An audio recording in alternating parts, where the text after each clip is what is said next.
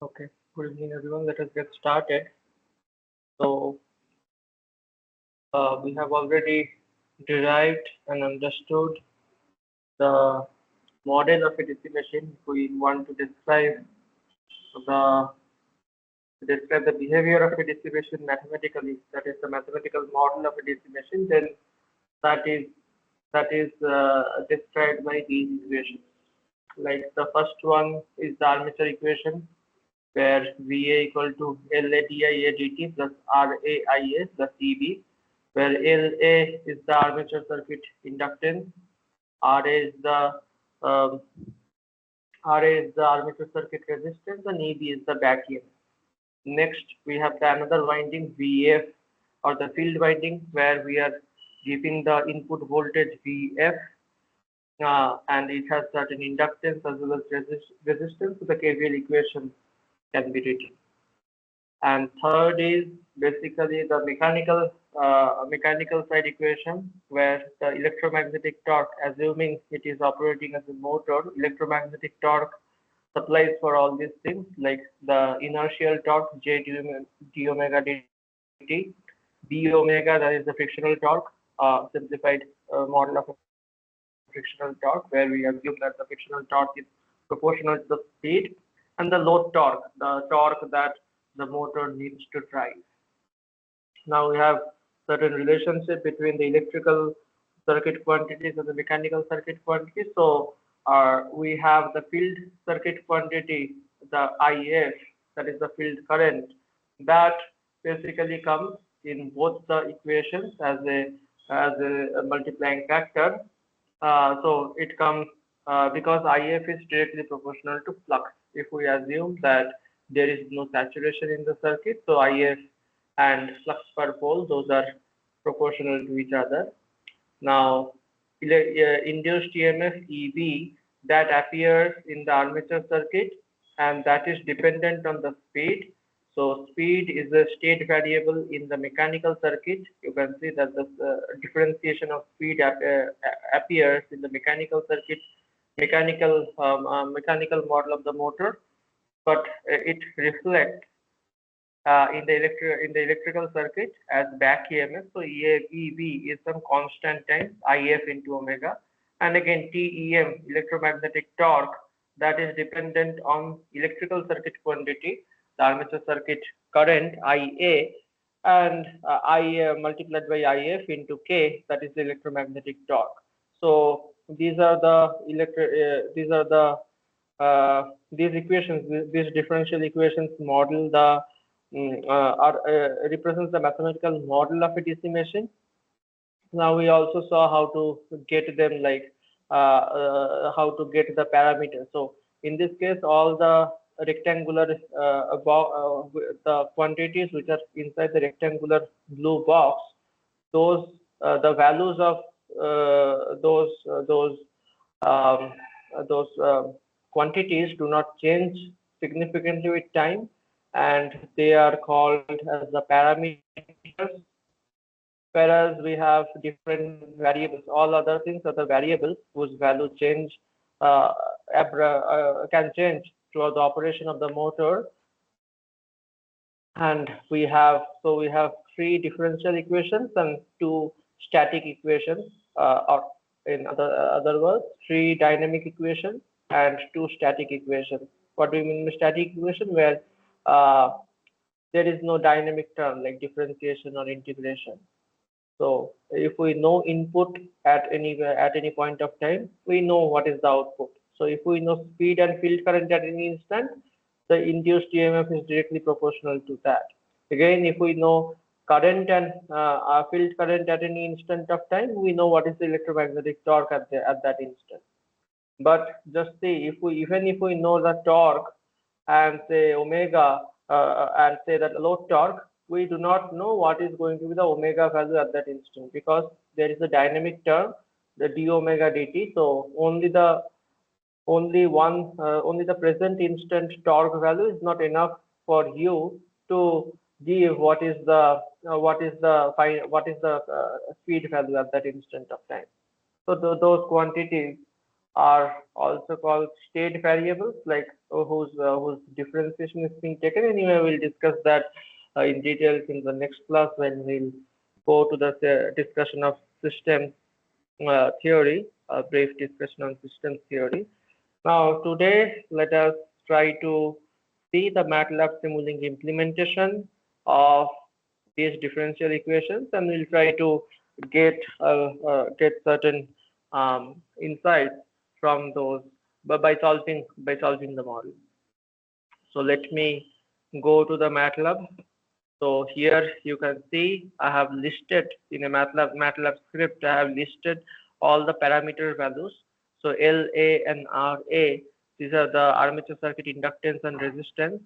LF, RF, these are the field circuit inductance and resistance respectively. Mechanical model, we have the moment of inertia J as well as frictional coefficient. Rated speed, I have taken it as 1500 RPM motor.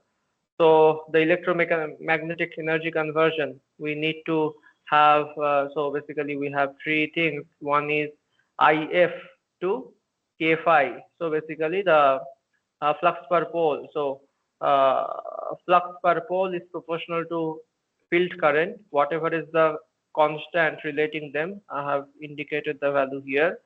Then omega m to EB, so whatever is the constant.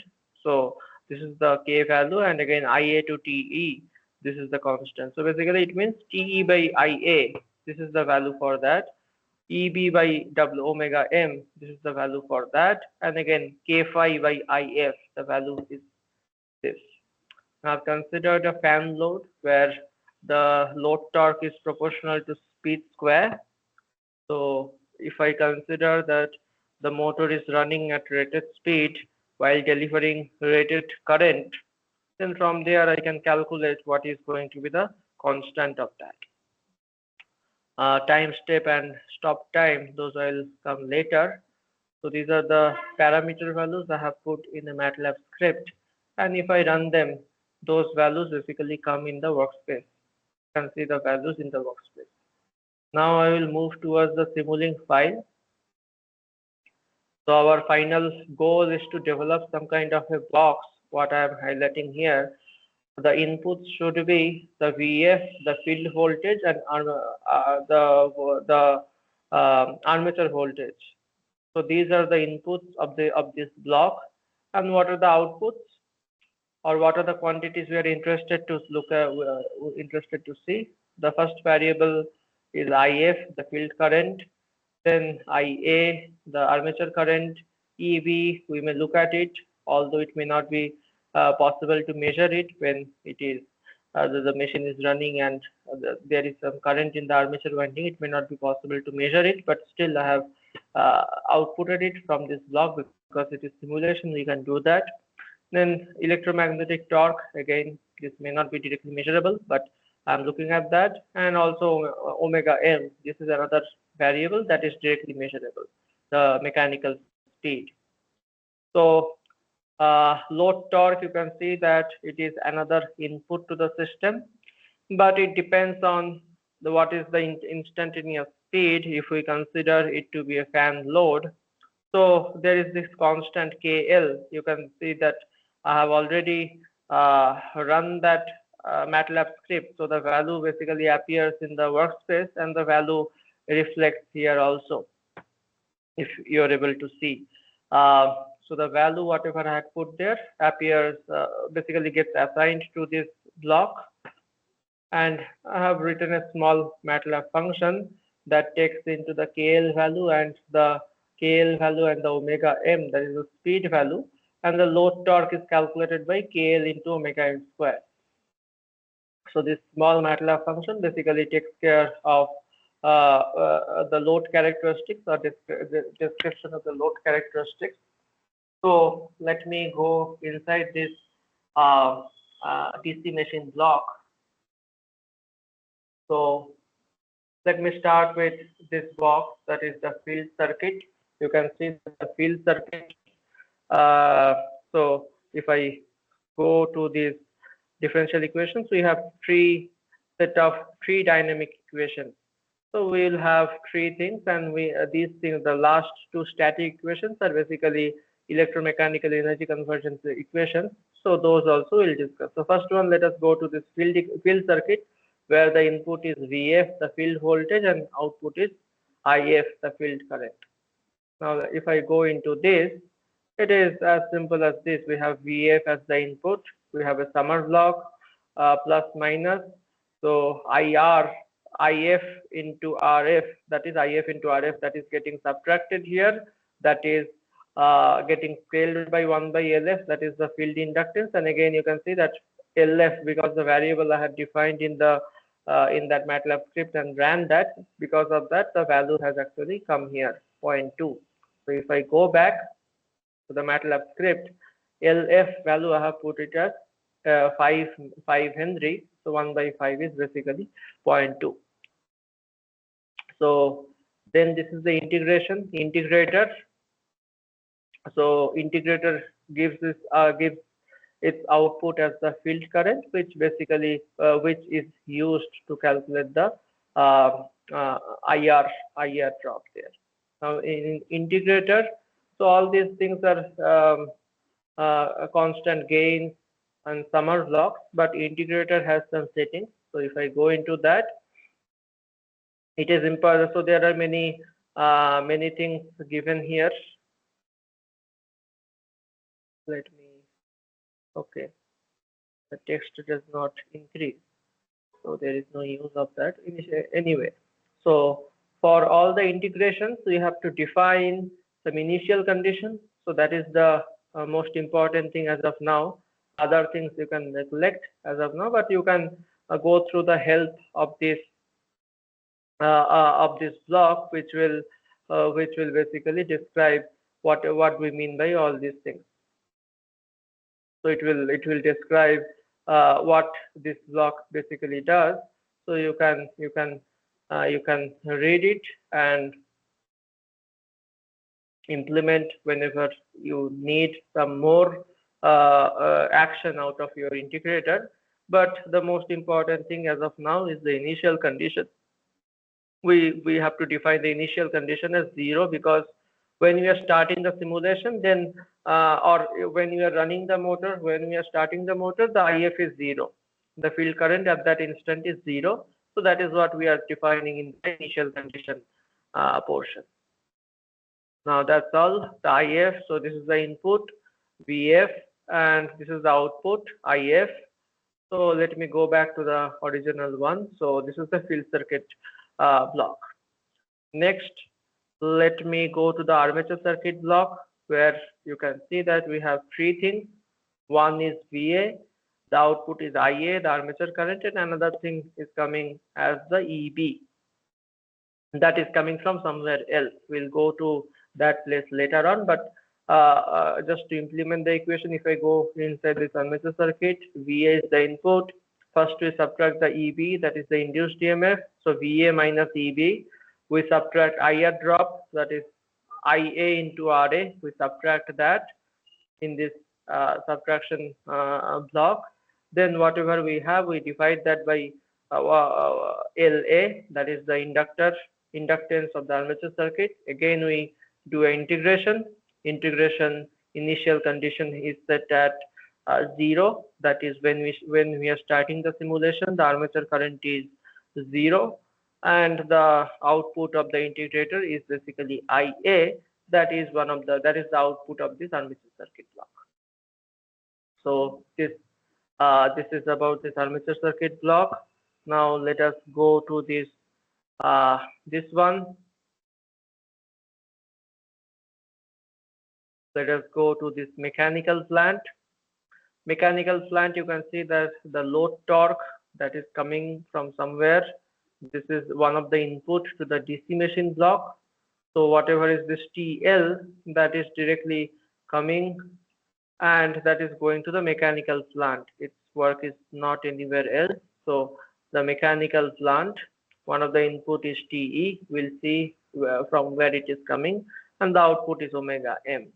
So if I again go inside, it is similar to the armature circuit model only. So you are subtracting the load torque first from the electromagnetic torque, then we are subtracting the B omega, that is the frictional torque, then we are multiplying by 1 by J, that is J is the moment of inertia. We are taking the integration 1 by S. Again, we have to check initial condition, although by default it is 0, but it's a good habit to look at that and check consciously that we are setting that to 0. Then the output is omega m, that is the speed. So it concludes all these three dynamic equations, the modeling of these three dynamic equations. So all three are done. Now we have to go to this electromagnetic energy conversion, EM, or electromechanical energy conversion. So you can see that it has three inputs: IF, the solution of the field circuit, that is one of the inputs. So this IF is going there, and again IA, that is the output of the armature circuit, that is also going there. Omega M, that is the output of the mechanical plant, that is also going there. So these are the three inputs, and we have TE, that is the electromagnetic torque, which is input to the mechanical plant, that is coming out from this electromechanical energy conversion, and EB, that is the back EMF, that is actually going there in the armature circuit, that is also coming out from this electromechanical energy conversion. So this block, electromechanical energy conversion, this is a static block. There is no dynamics involved here. By dynamics, I mean in all the other blocks we have discussed so far, there is an integrator. So this in this block, there will be only some multiplier, some gain. There will be no integration happening. So first, this is the IF. So from there, I am calculating what is the flux per pole. So IF to flux per pole. So this is the flux per pole that is going to this multiplier block, and again IA and omega, these are also getting multiplied. So basically phi into IA. So the output is, if we so basically it is k phi. It is not only flux per pole, but it is k multiplied by flux per pole. So that is why the IA multiplied by that is basically electromagnetic torque, and omega m multiplied by k into phi, that is the back EMF. So you can say that if we know the inputs at any instant, the output at that instant is defined. But if we go to any other thing, say the field circuit, even if we know the voltage at a given instant of time, it is not possible for us to directly tell what is the current at that instant, because we never know the current. The circuit may be in steady state, it may be in transient. If it is in steady state, it is possible because the inductance effect goes away, but we never know whether the circuit is in steady state or transient. So again, for armature circuit also this is true. Even if we know the input, so at a given instant, say t equal to 0, even if we know what is the value of armature voltage and what is the value of induced EMF, it is not possible for us to directly tell what is the value of armature current, because we do not know whether uh, the circuit is still in dynamics or it has reached steady state. Without knowing that, it is not possible to tell. And all these outputs, whatever are the outputs, you saw that in the decimation model, I'm taking out certain, so 5 outputs, all those 5 outputs I'm taking out like this. So IF, IA, EB, TE, and omega M, those are the outputs from our model. So now we are giving input the VF and VA. So just to define that, I have written a small function. Again, I'll come back to it after some time. But we want to see, say, VF and IF, the field voltage input and field current. Those we are looking at in the same scope. VA, IA, and EB. Those three are related quantities. We are looking at them in together in a scope. IF, IA, and TE. These are shown here. Again, TE, electromagnetic torque, omega M, the mechanical speed and load torque. These are I'm showing. I want to see there.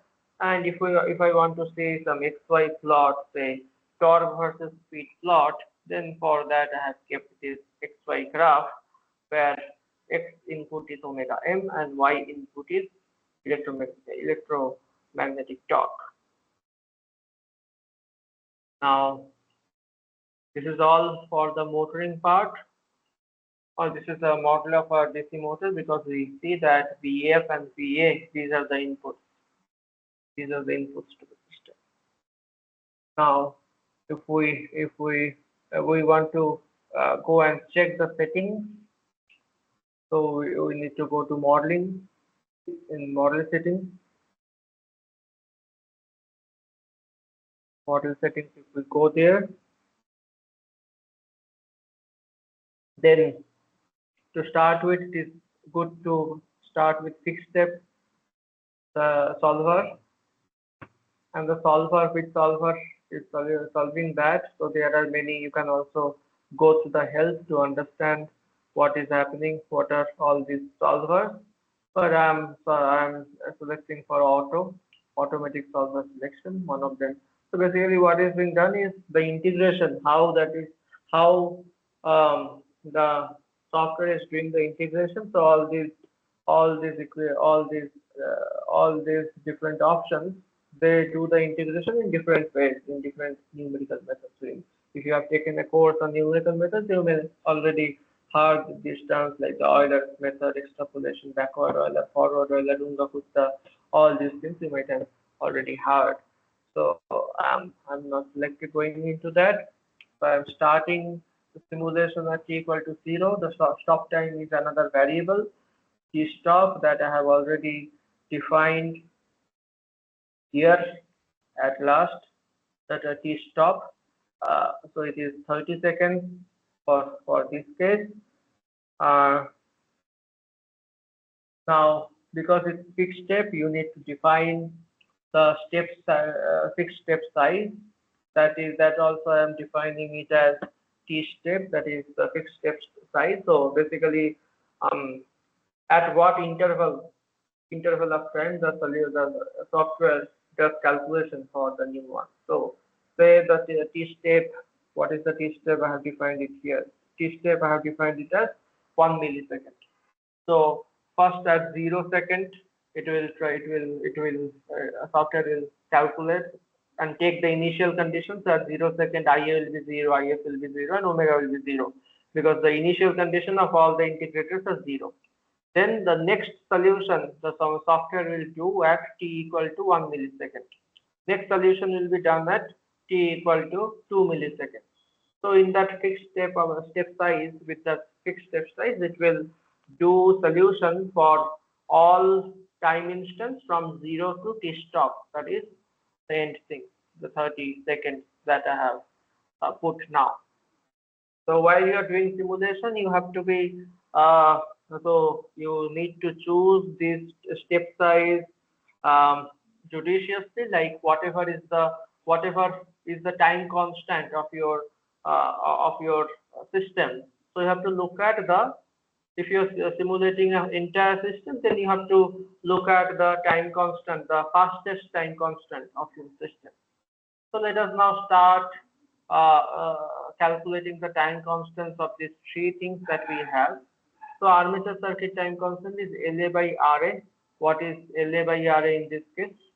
10 by 0.5. So about 20 milliseconds is the time constant. So that means if we give a step, so it will reach, if we give a DC input, it will reach steady state with all about 5 time constant, that is 100 milliseconds, about that. Now, if we 100 millisecond is about, or the 20 millisecond time constant is of the armature circuit. For the field circuit, the time constant is LF by RF, so 5 by 200. What is 5 by 200? It is 1 by 40. So 500 by 5000 by 200. So that means 5 5000 by 200. What is that? 5, 5 into 5, 25. 25 milliseconds is the time constant for the field circuit. And mechanical circuit, we have K by B as the time constant. So 0.02 divided by 0.001. So that will be 20 seconds. 20 seconds as the time constant for the mechanical system. So we have three time constants in our system, in our whole DC machine system, where we have the armature circuit, where let me write what was the time constant. I told LA by RA, that is 20 milliseconds. For the field circuit, we had 25 milliseconds. You can see that the field circuit time constant is slightly higher compared to the armature circuit time constant. And you can also compare the LA and LF values. The LF value is very high for the field circuit compared to armature circuit, but RA of the armature circuit is very low compared to the resistance of the field circuit. So overall, the field circuit time constant is higher, slightly higher than the armature circuit time constant. The mechanical subsystem, the time constant is 2 seconds. So we have three time constants. What is the fastest time constant? 20 milliseconds. So 20 millisecond first time constant means I have indicated here. So there is a mistake here. It will be 5 into tau. So it is reaching steady state in about 5 into tau. It is not time constant tau equal to L by R. It is actually 5 into tau. So that means it takes about 5 into tau to reach the steady state. Now you have to decide how many discrete points you need your simulation to run for you to get a smooth solution. So I'll show you probably by taking some of the cases. Quite close. So first, let us try solving for the field circuit only. That is, we will give excitation to only the field circuit and not the armature circuit. So field circuit time constant is 25 milliseconds. So let me put the step size as 100 milliseconds and T stop as say 1 millisecond. Oh sorry, T step as 1 millisecond and T stop as say 200 milliseconds. Right? If we run this, all the new values will get loaded in the workspace. Now if I go to the model, now I have to define the VF and VA. Now I need to go into this MATLAB function. So so let me take a simple case. So the rated voltage, okay, I have mentioned the field, armature, and mechanical circuit time constants here inside for a quick reference. So one thing is we are running for 200 milliseconds. So let us say that for T1, for any time before T1, that is 5 milliseconds, let us not do anything. So if time is less than T1, VF and VA both are 0. That is, we are not applying any voltage to that. Now if now let us take another. So let me erase all these things as of now. Those will come later. So if time is less than T1, we are not applying anything. But if if time is greater than equal to T1, then what we are applying is VF equal to, say, we are applying directly to 220 volts, and still we are not applying anything on the armature. So armature is still 0. So this ends our thing. So anyway, this is done. Right. So let me run it. Let me run it to see the waveform.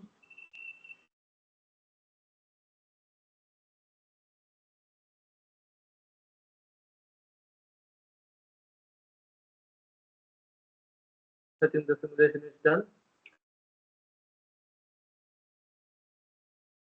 So all other things are expected to be 0. Only thing that will some value, some waveforms will come is this VF and IF. So let me open that. VF and RF. Yes. Can you see that the field voltage? It is a step. So before 5 milliseconds there was no voltage applied. So at 5 milliseconds there is a voltage step of 0 to 220 volt and field current. So before that there is no field current, but at that instant it gradually starts increasing. So you can see that it is a good enough, it is a smooth enough waveform. But if I, so what is the step size I have set right now? Step size is 1 millisecond, and it is for 200 millisecond is the total thing. Now if I make it say 5 millisecond instead of that, so 5 millisecond is also quite small. So in order to for you to see the steps, let me make the step size as 20 milliseconds, and let me calculate for 200 milliseconds. Let it be as it is. So let me run it so that the new values come to the workspace.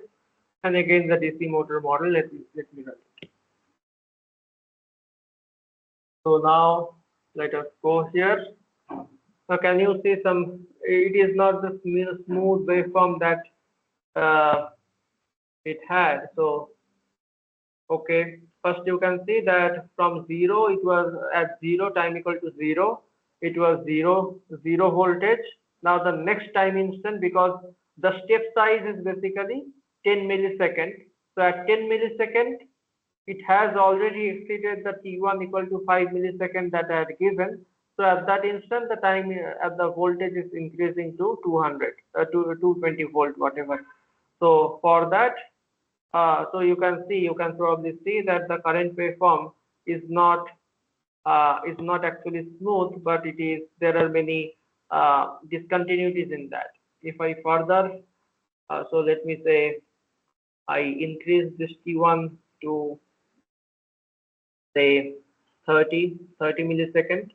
So that means after 30 milliseconds there will be some changes, and let me set the step size as 10 millisecond is fine.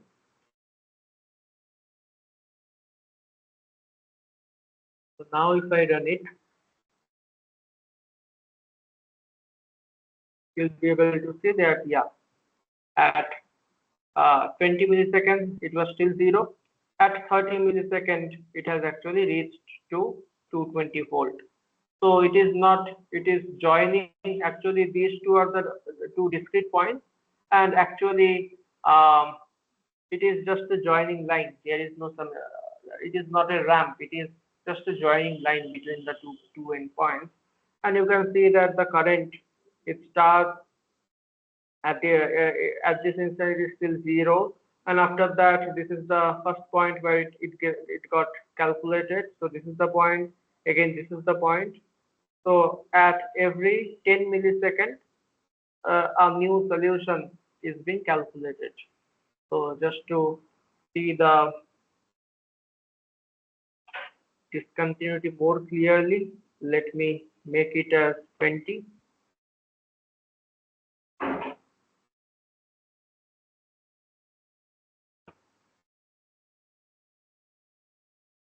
Now can you see? Can you see that the smooth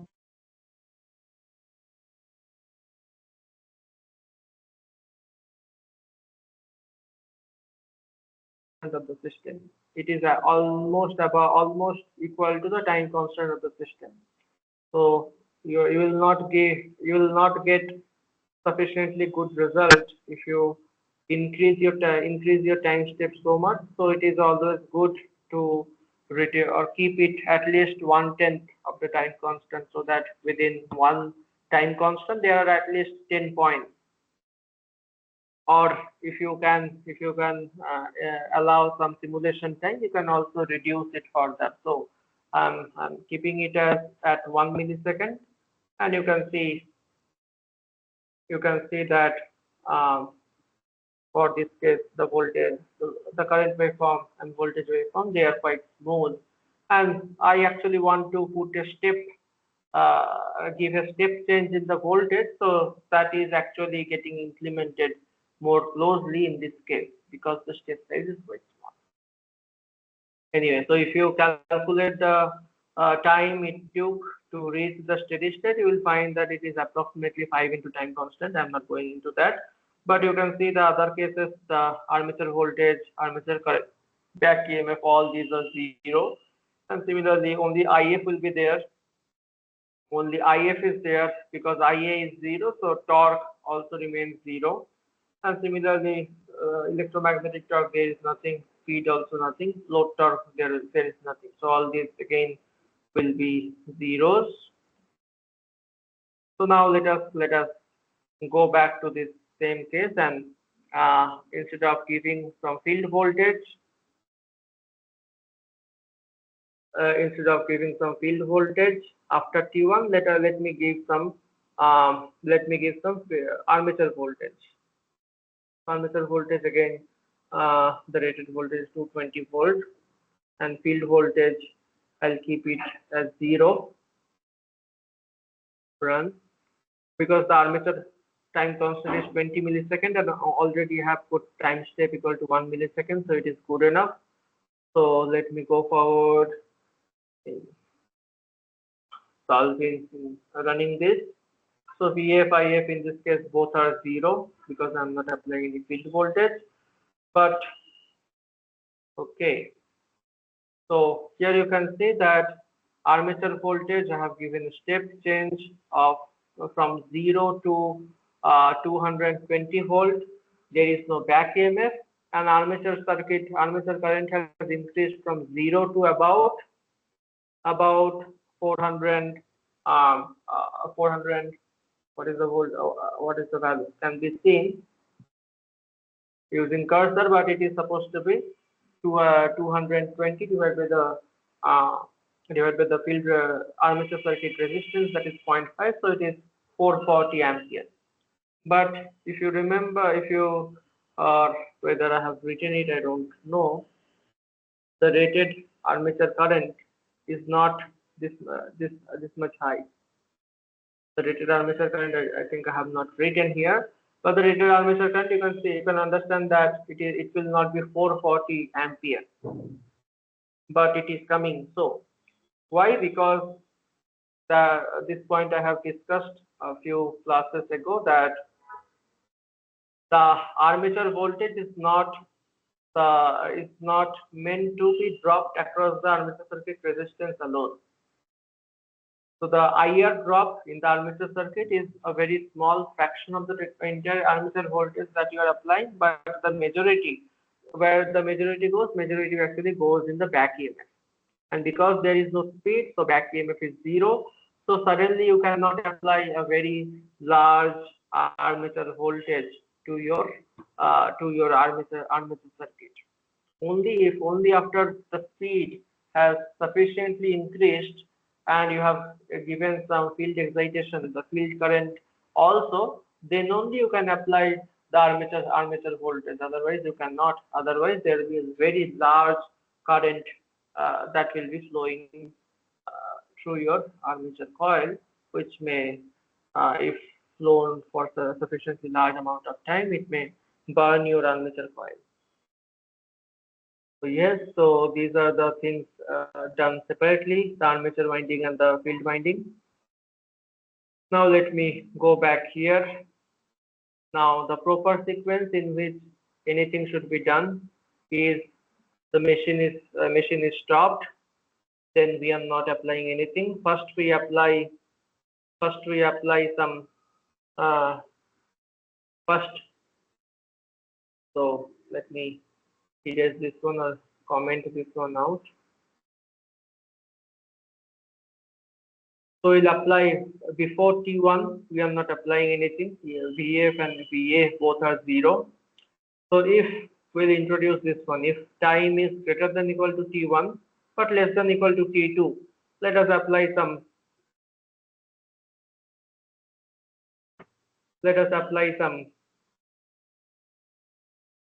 Uh,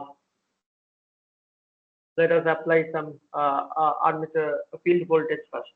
So first we are applying some field voltage. We are giving a step change in field voltage from 0. It is directly increasing to 220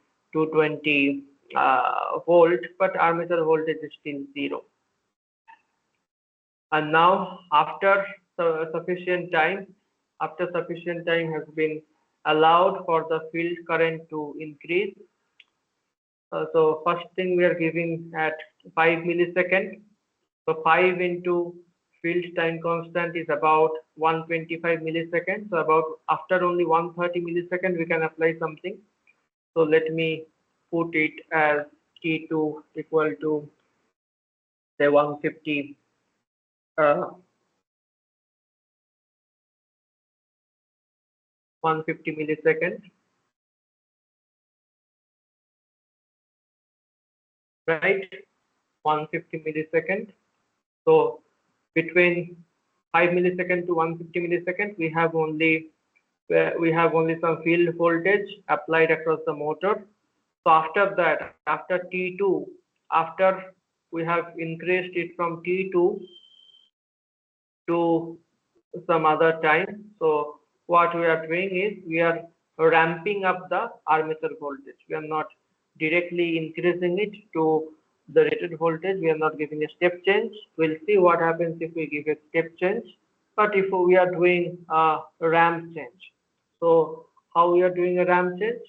So here I'm defining the ramp time, T ramp, so that I can play around with this value, how much time it takes before I I so VA for it to reach from 0 to 220 volt, how much time I'm allowing. So that is the T ramp time. So T ramp time, let me set it as uh, 1 millisecond for. So it will because our step time is also 1 millisecond. That means it will reach to 220 volt instantaneously. So that is the case we are trying to simulate. And beyond that, after uh, that is after time is greater than T2 plus T ramp, the rated voltage is applied continuously. VF and VA both are equal to 220 volt. So let me go through the steps once more. So T1 is the first instant. Before T1, we are not applying anything. Next instant is T2, 150 millisecond. How we are deciding 150 millisecond? You have to allow sufficient time for the field current to rise. Field time constant is 25 milliseconds. So 5 times of that is 125 milliseconds. 125 plus 5 is equal to 130 milliseconds. We are allowing 20 more milliseconds. So 150 millisecond is the next time, where so between 5 millisecond and 150 millisecond, VF to the 220 volt is being applied and VA is still 0.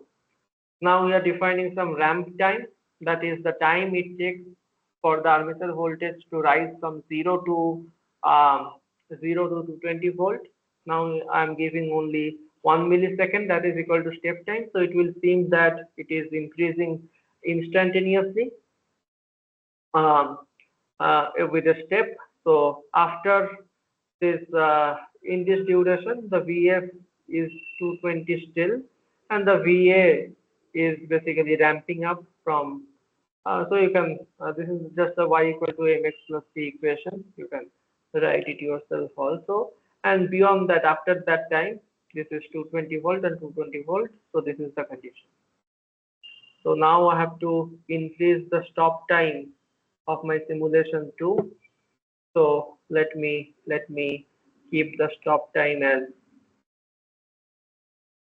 keep the stop time as say, let us see what happens if we give, okay, mechanical time constant is 2 seconds. So let me give 10 seconds as the stop time. Let me load the new values and run it. Okay. So first let us see DF and IF. So you can see that if I zoom into this portion,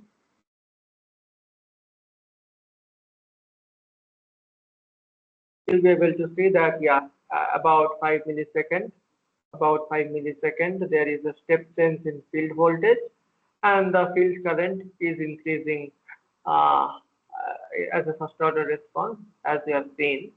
So it increases and reaches the steady state value in some time. So this is about the field circuit.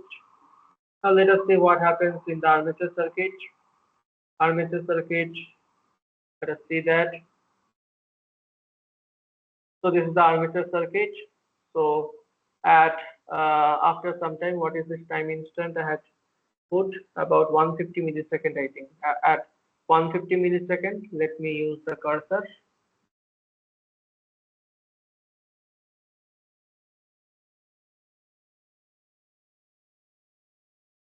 Okay, the first cursor.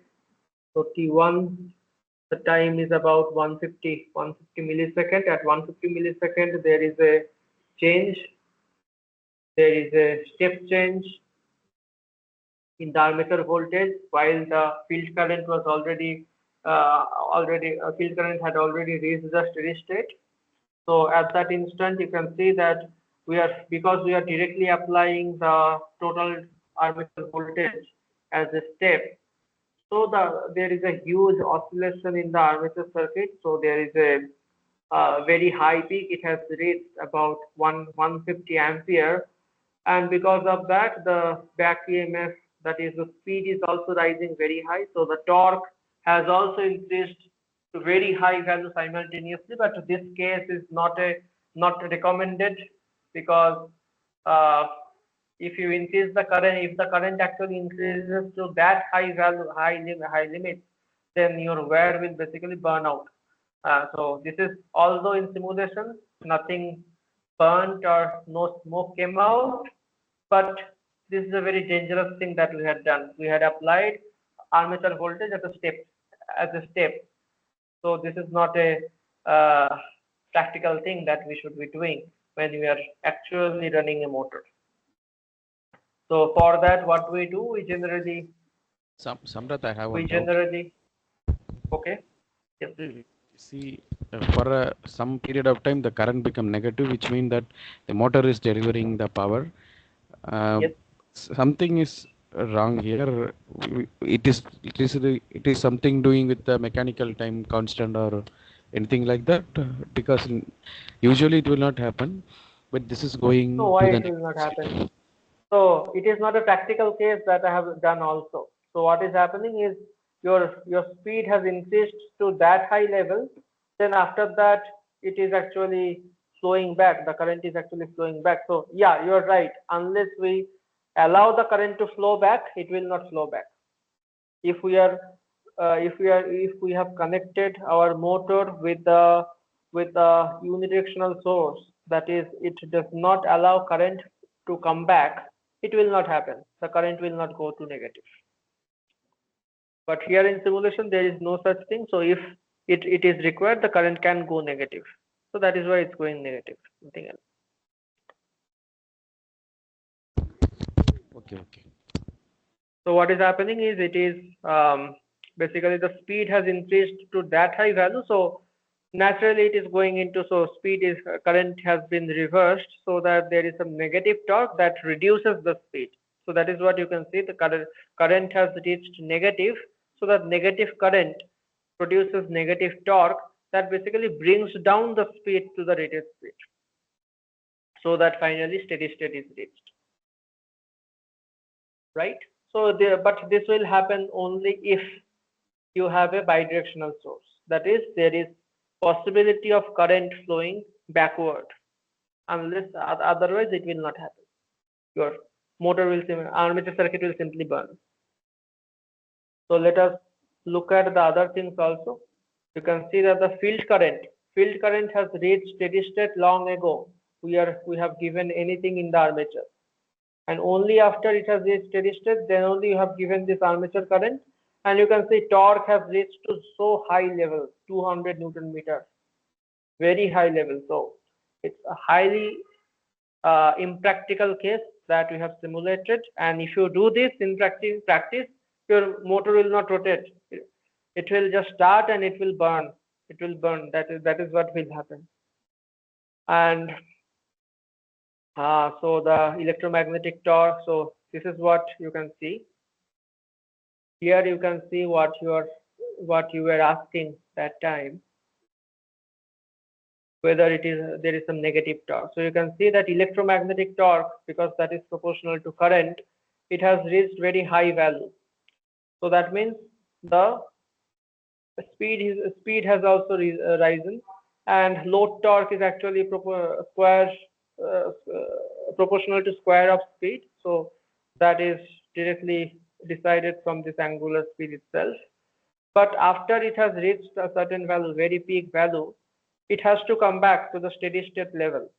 So for that, it requires some negative torque to come back. So that is why the current has actually gone to negative value, and that negative torque is causing the current is causing the speed to reduce and reach the steady state speed. Right now, if I go to the XY graph, you'll see a lot of oscillations there. If you simply track the point, you will see that it is starting from zero value, that is zero electromagnetic torque, zero speed. From there, speed has speed is basically x-axis and torque is y-axis. So speed has risen to very high value of this speed, and after that, torque has gone to negative, and that is reducing the x coordinate. So that means the motor is decelerating, and after that again it accelerates little bit, and finally it comes to the steady state operating point. So this final point, wherever my cursor points, this is the steady state operating point for this case. Now you can clearly see that there is just so much oscillation in current, and we cannot allow this to happen. So let us see when this okay, so how much should our ramping time be? Our ramping time should be enough so that our armature current does not go beyond say 200% or 150% of the rated current. We have to select our ramping time in such a way. So if we are implementing it with a power electronic converter, then we have to define that how our armature voltage should rise in as a ramp. So that means our duty ratio will rise as a ramp. Anyway, we'll discuss that when that comes. But when we are otherwise doing that, we are supplying the voltage by a potential divider. Then slowly we have to increase the voltage, increase the armature voltage. Otherwise, typically what is done is we'll put a rheostat in the armature circuit. So initially it will be at the maximum resistance point. So effectively we'll be increasing the resistance of the armature circuit path, and when it has so initially the resistance is quite high, so the motor speed will rise, and as motor speed rises, the back EMF will also form, and then we'll cut out the rheostat resistance to zero gradually. Then the motor will eventually reach that point. So let us increase it to say the ramping time. Let us increase it to 100 milliseconds, or to go in steps. Let me increase to 10 milliseconds. Okay. So in this case, the current had risen to about 200 amperes, if I remember correctly. So okay, let me go back and check the waveform still there. Yeah, it was about 150 ampere peak, or little higher than 150 ampere peak, that went because we increased it in a step. Now let me go and increase it to say 10 milliseconds. Now if I run it and go to the simulation model, then VAIA, you can see that it is still about 150 ampere only. It is still about 150 ampere. It has probably got down little bit, but not enough. So let me again go and increase it to 100 millisecond, tenfold increase in the ramping time. So now you'll be able to see that the this thing, this armature voltage, that is increasing in a ramp fashion. It is not increasing. Yeah, it is very clear here. It is not increasing as a step, but it is increasing. The armature voltage is increasing as a ramp. And for that, you can see that the armature current, there are many things happening here, but the peak current that is of interest, that is of our interest, that reaches about 35 amperes. But the steady state current is only 10 amperes. So still it is about 3 times the steady state current. So the speed, so back EMF is a measure of speed. So you can see that back EMF also rises quite slowly compared to the earlier cases. So in this case, how will this curve look like? Yeah, so you can see that, yeah, this is the trajectory it follows to reach this final steady state point. You can understand that the final steady state point remains the same, but the trajectory basically changes as the ramping time is changed. But still, the current is quite high. So let us increase it to say 1000, about 1 second. 1 second. So our mechanical time constant is, so let us give it instead of 1 second, let us give 500 millisecond. Then running is not taking much time. So yeah, this is the case. You can see that it is it reaches about 14 ampere peak. 14 ampere, about 14 ampere peak is going, it's going to about 14 ampere, where the steady state current is about 10 ampere.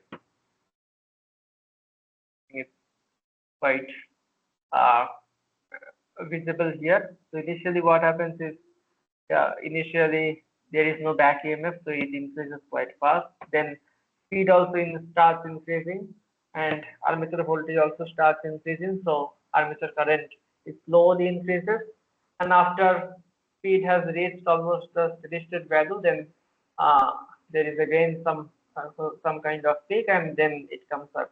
Anything, all these things are happening if you solve the differential equation with this type of ramp input. You will also get these things analytically.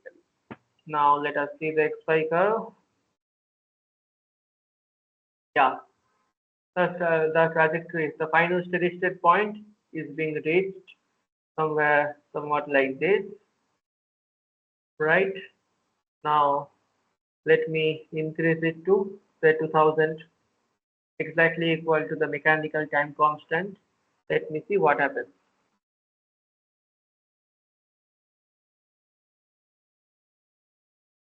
So if I increase it to mechanical time constant, then you can see that uh, the peak current in this case is just above, it is almost 11 ampere only.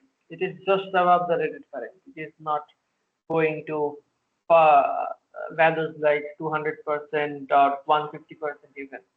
So the basic value, or if you are controlling the armature voltage using a power electronic converter, then you have to decide this T ramp also. So typical value would be whatever is the time constant of your mechanical system.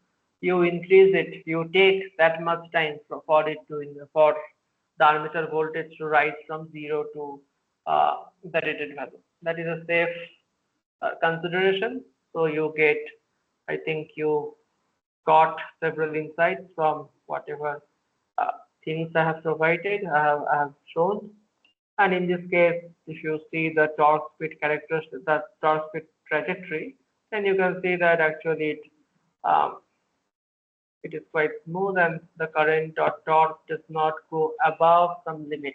So unlike the previous cases where the torque was going to very high values or sometimes negative also in the first case, it is not behaving anywhere like that, but it is smoothly going and reaching the steady state point. Uh,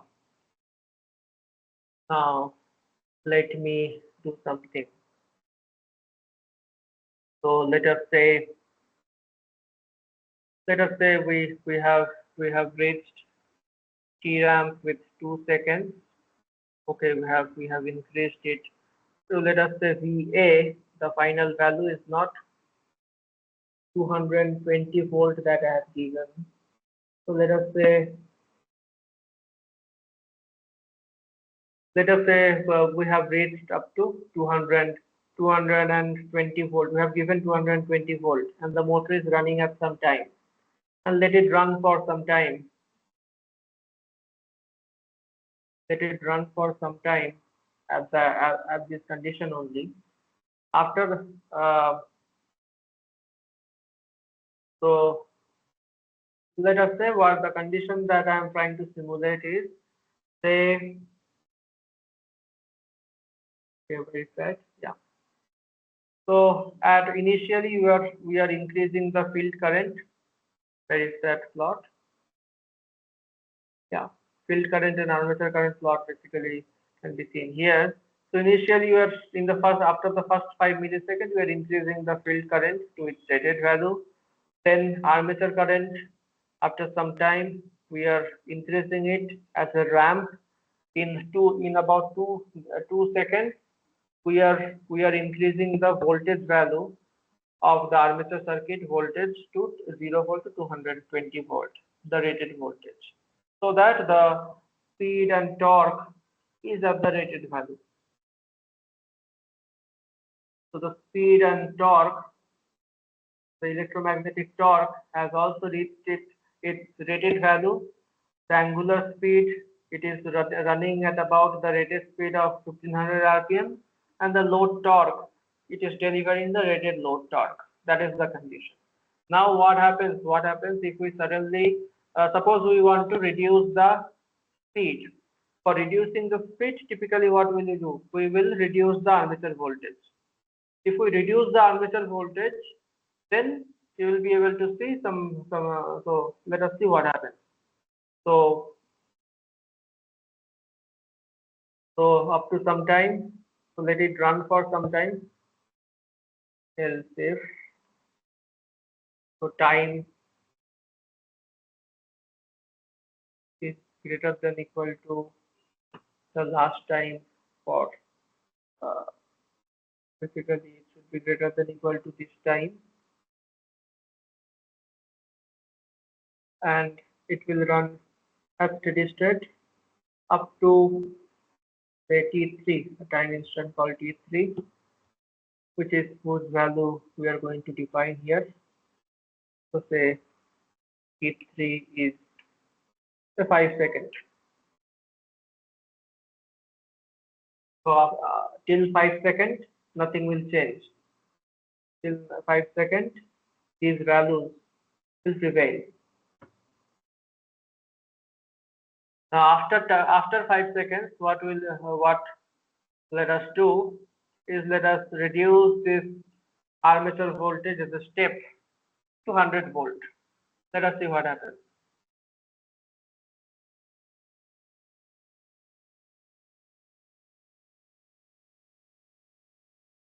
So what we are doing, nothing basically comes out here in the field circuit. We have increased the field circuit voltage to the rated value, and the field current has also reached the rated value. So nothing changes here.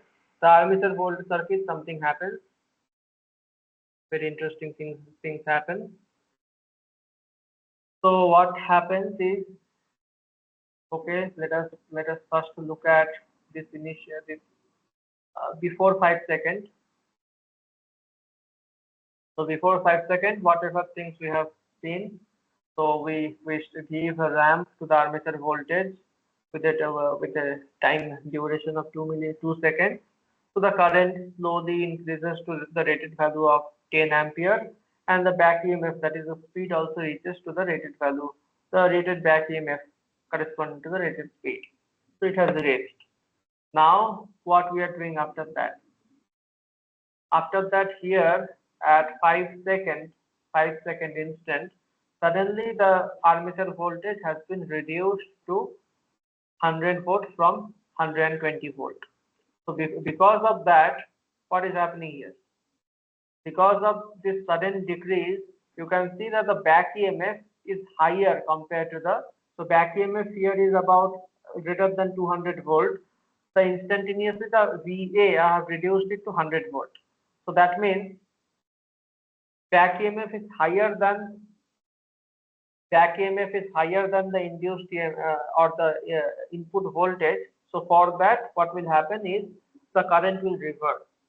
Current, you can see that current reverses from 10 ampere. It goes to, again, because we are applying a step, the amplitude of current that is quite high. So ideally, we should not be doing this also. We should not be reducing or increasing the armature voltage as a step. Always we have to follow a ramp. So if we do that, then what you can see is current reverses, and because current reverses, there will be some negative torque, and that negative torque basically brings down the speed. So back EMF is a measure of speed. So you can see that the back EMF is reducing, so the speed also reduces and reaches the new steady state point. So for this duration, if I now go to the torque, so basically this one, let us see the IF, IA and load torque. So here you can see that field has reached steady state and it is constant. Armature circuit, it is positive here, so torque is also positive. So here in this duration, what is happening is the current, because the back EMF is higher, so the current has gone to negative value, but field current is the same magnitude, same value, same positive value. So the torque, basically electromagnetic torque, has gone to negative. So it uh, it adds some decelerating torque. You can see here. So if I zoom in here, so the electromagnetic torque, and this is the angular speed. Second one is the angular speed, and third one is the load torque. So here, electromagnetic torque is quite.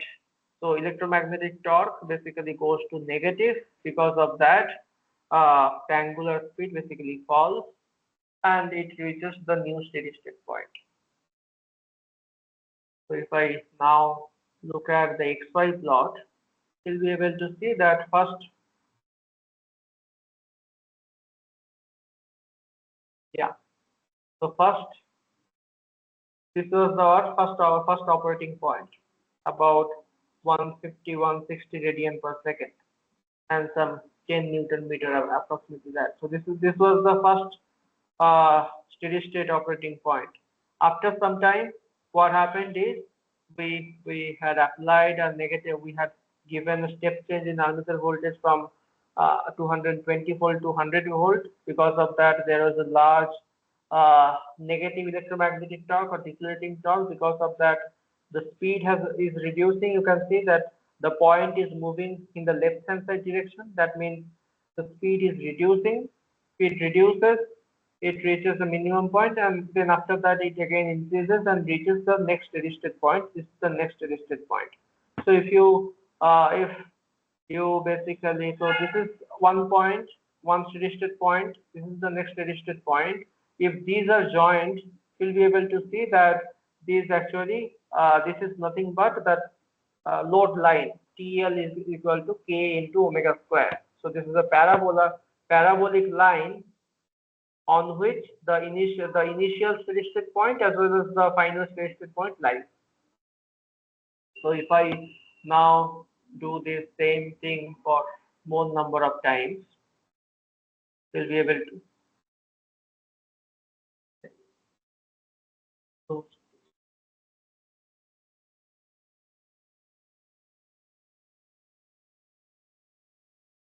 okay. So if I do this changes in the armature voltage a lot many number of times. So let me define T3, T4 is equal to say 8 seconds, T5 equal to say 11 seconds. Now T6 equal to say 15 seconds, T7 let us say 20 seconds. We have defined all these points. So what I am going to do is I am going to define many such cases. So in there the load line, how the steady state operating point is changing from one point to another, that will become very clear. So T3 to T4,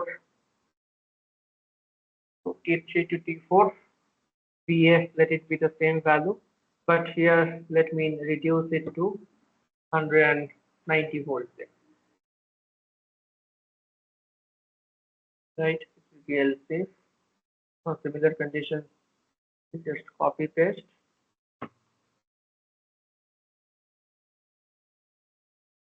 This will be between T4 and T5. Let me reduce it to say 160 volt. We are reducing in many steps. Now again, this will be T5 to T6. Let me reduce it to 120 volt. T6 we have defined. T7 also we have defined. So between T6 and T7, let me define it as 90 volt. And else, that is any time after that, let me define the field value to be the same and armature value to be say 60 volt, right? So uh, we are reducing the field voltage in steps. First it is between T3 and T4, it has been reduced to 190, then 160, then 120, then 90, and after that 60. So all these cases we are going to simulate. Let's run it.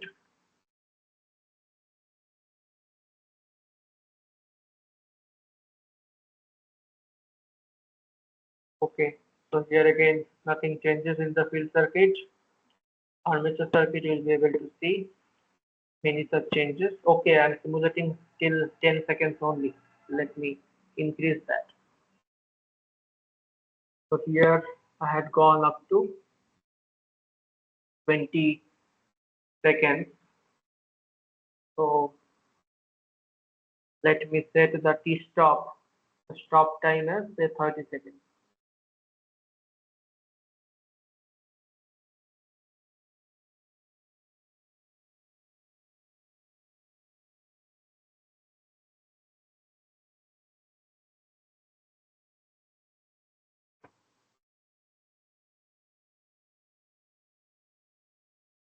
Yeah. So you can see that first armature voltage has reached some value, then here there is a step change, then there is a step change, and because of that in this duration there is some deceleration. Current goes to negative shortly and again comes back again.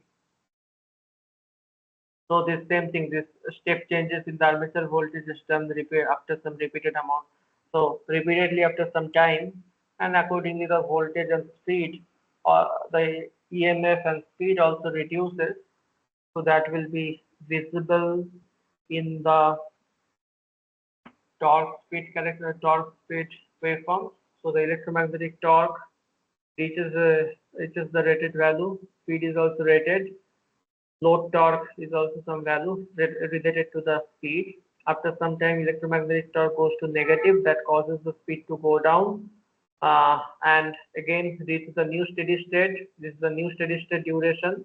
After that, again, another change in armature voltage, another change in the electromagnetic torque that is going to negative, that decelerates. Again, after that, the next steady state point is this region. After that, the next steady state duration. Again, the next steady state duration, next steady state duration. So there are transients happening, and in between the transients, it's reaching the steady state point. So if I now look at the XY curve, yeah. So you can see that first initially the trajectory has gone and settled here. After some time, this trajectory it has taken and reached here, the next steady state point. After the next step change in VA, it has come back to this point.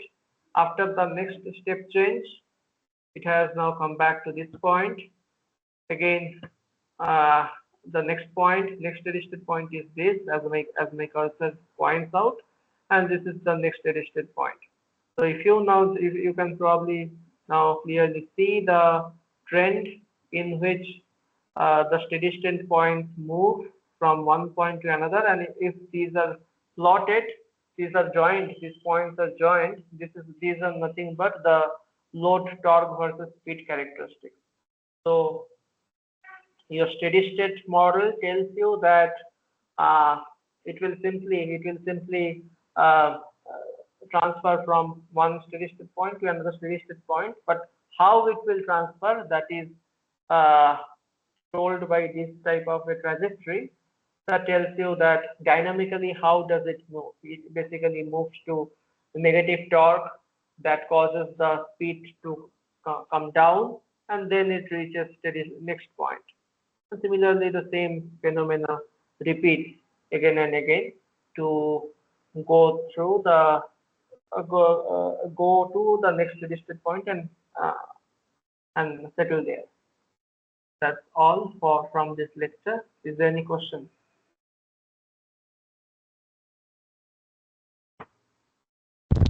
Here you are using XY graph.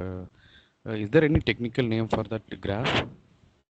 I have seen this kind of plot in some books. Technical torque versus speed. Torque versus speed. Dynamically, what happens? That is, I don't know about So, any other technical name for this. so what are all the implication we are getting from this kind of plot? What do you mean the implication? Yeah, yeah. It tells us how it changes from how it traverses from one steady state operating point to another steady state operating point. So, for example, this is the first steady state operating point. This is the next steady state operating point. If it has to move from the point 1 to point 2, it has to decelerate. For that, the torque has to go to negative. And after that, so torque goes to negative. So that means the speed also reduces. So that is why it is coming in the negative. It is moving in the leftward direction. So after that, after some time, when actually the torque, actually the speed has gone down below some level, so that now the electromagnetic torque needs to increase. So again, torque goes to positive value, and finally it reaches the final operating point. We need to even through control, we can, so once we do proper control, here it's going back and forth like that. There are so many oscillations.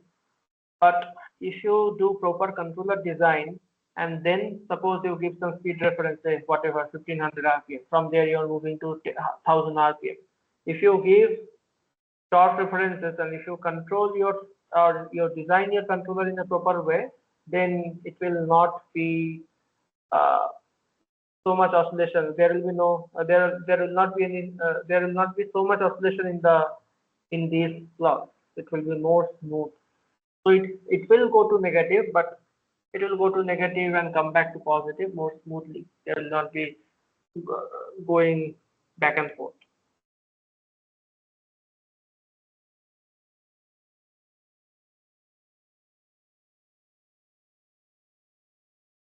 right? So you'll not let your current change in such a drastic fashion to such negative values.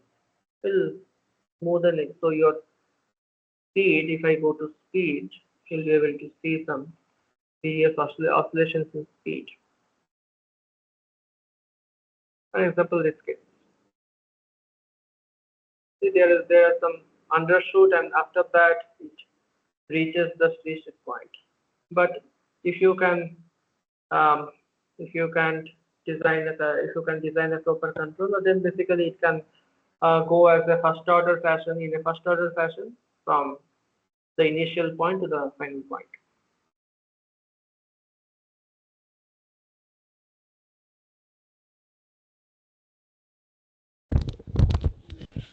So, in the last class, you have discussed about the parameter estimation. Correct. Can I do the parameter estimation simply with the motor, voltage sensor, current sensor, but also I can do blocked rotor. With this arrangement, can I estimate all the parameters of the motor? Yes. Or, Yes. I have discussed it last class, right? With only some voltage and current you can do. With some what, voltage excitation, you have to, yeah. but there is a one test we are using some other motor to. Sorry, I'm not able to hear you. Uh, in one case, you have used another motor to drive this motor for the parameter Okay, so that is estimation. the mechanical law, this mechanical frictional characteristic. Okay, sir. Or So okay, uh, no, the OCC also, like the open circuit characteristic, that also requires another motor for it to run. yes, without that, can I estimate all the parameter, eliminating the extra motor? You can do it, but you have to be sure that I know. So if you apply some voltage and it rotates, if you think that I know the resistance reasonably well, then you can subtract the IR drop by measuring the current and subtracting it from the measured voltage to get the induced EMF. But there will be certain error in that because your resistance, although you're measuring it at DC or at certain frequency, but during operation, due to temperature effects and other things, it may change. So whatever induced EMF you're calculating, that may not be the exactly the same value. But yes, you can, if you first calculate or estimate the resistance and then later on just run the motor as a standalone motor and then measure the voltage, measure the speed, measure the current, do V minus IR, calculate E, and divide E by omega, you get the constant. So that is also there. Yeah, back EMF estimation is never possible unless back EMF is never perfect. Back EMF calculation is never perfect unless there is zero current to the winding. That is only a caution. In this case, the permanent magnet motor, is it possible to have a sensorless kind of control? Can we estimate the speed? Is it possible, sir? Yeah, yeah, sensorless. People have been doing sensorless rotor position, sensorless control. Yeah, there are so many papers or even textbooks that mention those. DC So motor you'll also it be is possible, estimating sir. that. Yeah, sorry. Yes, sir. Okay, okay. If any paper, can you share it on the group or if you have? You can just try it. You can search in Google Scholar or IEEE Explore sensorless control of permanent magnet motor. I do not directly work on this permanent magnet motor, so I also have to search for motor, but many papers are there. Any more questions? Is is field wiggling is possible in the case of permanent magnet DC motor where there is no field winding, only the magnet is there? Field wiggling is it possible? Field weakening for permanent magnet, Per- synchronous motor or DC motor? DC, no, no DC motor. DC motor not possible because only you have only one winding, and the winding flux axis is very different. Okay. Unlike AC Okay. machines or PM synchronous machines where you can have two components of current, T axis current and Q axis current, where some component of current is can be used to oppose the permanent magnet flux, where field weakening is possible. PMDC motor is not possible.